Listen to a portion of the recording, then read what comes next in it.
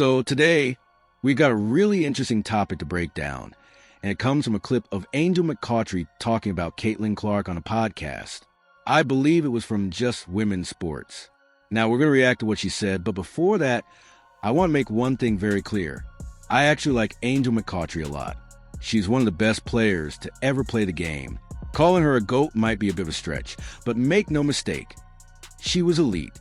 We're talking about a player who, at her peak, was arguably top 5 in the world at times. That's how good she was. To put into perspective, she was good enough to keep players like Candace Parker off an Olympic team. That tells you everything you need to know about her level. So this isn't hate, this is just honest analysis.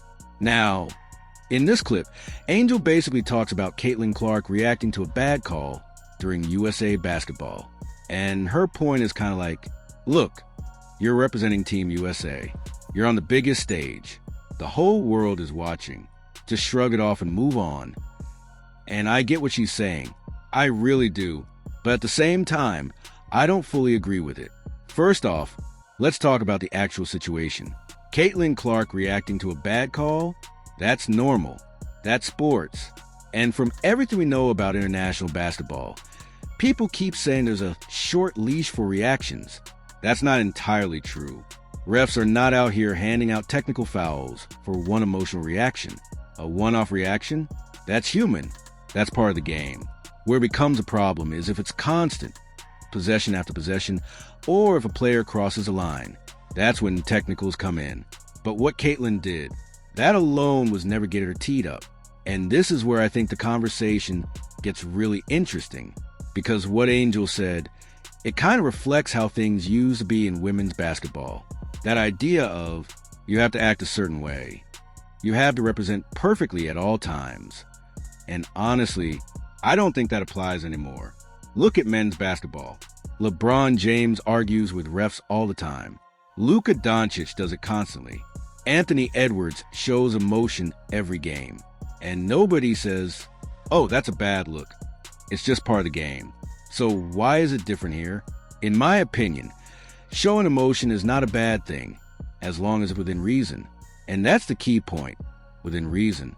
If Caitlin is doing it once, who cares?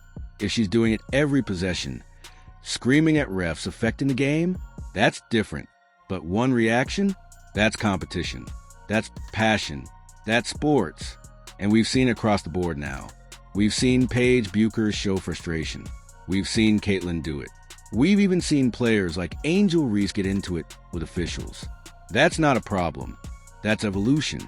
Women's basketball is growing, and with that growth comes personality, emotion, and intensity. And honestly, I think that's a good thing.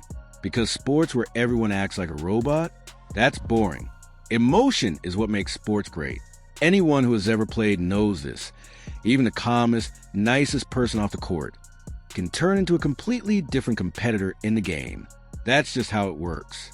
Now, where I do agree slightly with Angel, yes, representing Team USA is different. It's bigger. It's global. But that doesn't mean players should stop being themselves. Because the moment you take away personality and emotion, you take away what makes athletes special. At the end of the day, this whole conversation comes down to one thing. Let players be themselves. If it's Caitlin, if it's Paige, if it's Angel, let them play with emotion. Because basketball and sports in general are always better when players play free, play passionate, and play real. And that's why, even though I respect Angel McCoughtry and where she's coming from, I just don't agree with this take. Not in today's game.